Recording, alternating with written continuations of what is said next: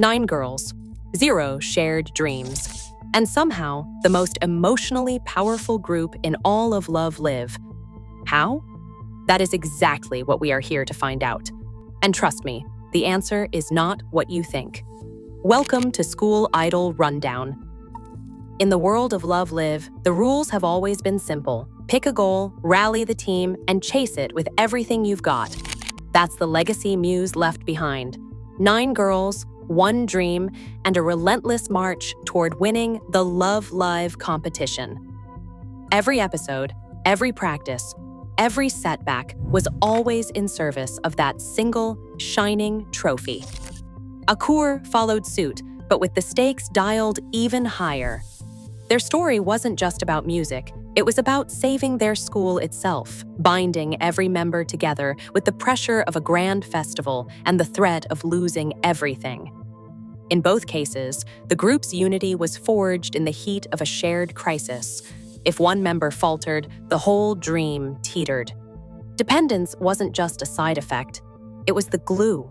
That made their victories so explosive, but it also meant every moment was shadowed by the risk of letting each other down. For years, this was the Love Live formula. 1 mission, 1 heartbeat, no room for personal detours. So when a new group arrived with no competition to win, no school to save, and no single goal to chase, it looked almost reckless. What holds a group together if not the pressure to succeed or the fear of failure?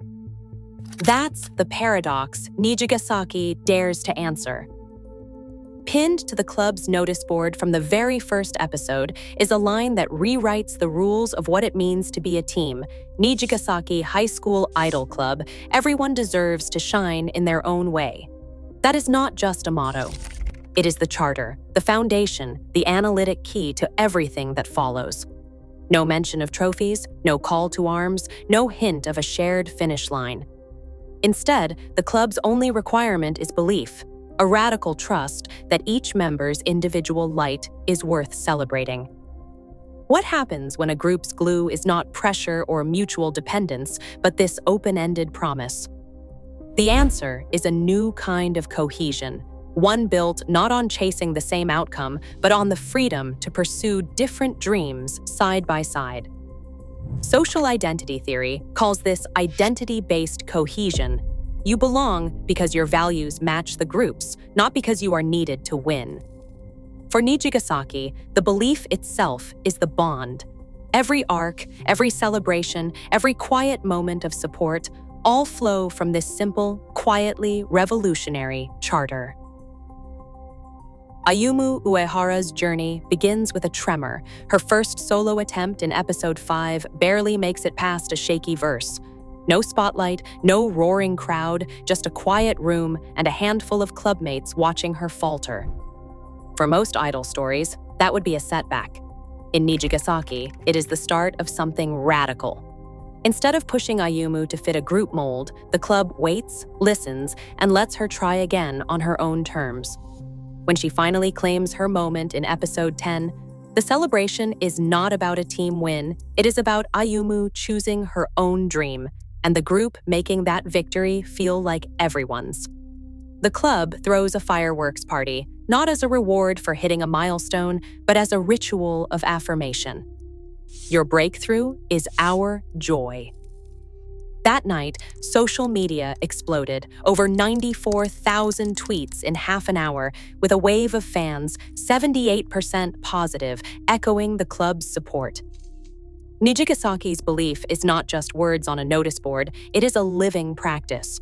When Ayumu shines, the whole group lights up beside her, not because they need her to win, but because they genuinely want her to succeed. Setsuna Yuki's story doesn't play by the old rules. By day, she is the model student, balancing piano recitals and the weight of family expectations. But after hours, she slips away to practice in hidden corners, carrying a secret only a few suspect. The tension of that double life builds quietly until episode 7, when she finally lets her guard down and confides in Yu. There is no ultimatum, no push to pick sides. Instead, Yu listens, and the club responds with something rare in idol anime: pure empathy. The real turning point comes on the rooftop in episode 12, when Setsuna's original song fills the night air and the group gathers, not to judge but to lift her up. That moment doesn't just resolve her struggle, it transforms it into a shared celebration. After the episode aired, Setsuna's solo CD sales saw a significant jump, echoing the way fans rallied around her vulnerability. Nijagasaki's belief that everyone deserves to shine in their own way means that even the most private battles can be brought into the light and met with open arms. Yu Takasaki was created as the audience's anchor, a non-performer with no idol persona, no official birthday, and no desire for the spotlight. In the game, she is a blank slate, shaped entirely by player choices. In the anime, Yu listens, records dreams in her notebook, and stays just out of the spotlight, always present but never imposing. Sunrise's storyboards place her off stage, connecting her to every idol's words. Director Jin Tanaka described Yu as grounding the audience's perspective, asking the questions fans would ask. Her quiet support, rather than leading, holds the group together, making the club's belief in individual dreams feel real and shared. Behind Nijagasaki's apparent chaos, a club of soloists with no shared finish line, there is a hidden structure at work. The creators did not just let personalities bounce off each other at random. Instead, they built a matrix, one axis for personality traits, another for vocal range, and a third for each girl's narrative arc. The result is carefully engineered collisions, where members with contrasting strengths and stories are placed in close orbit. This is not about forcing unity or smoothing out differences. It is about creating sparks, moments where individuality gets sharpened, not lost, by the presence of others.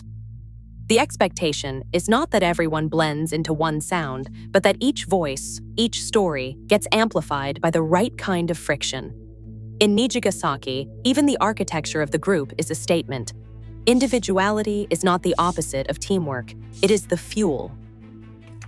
Diver Diva storms onto the stage in episode 8, their duet snapping from parallel lines to a sudden, perfect symmetry.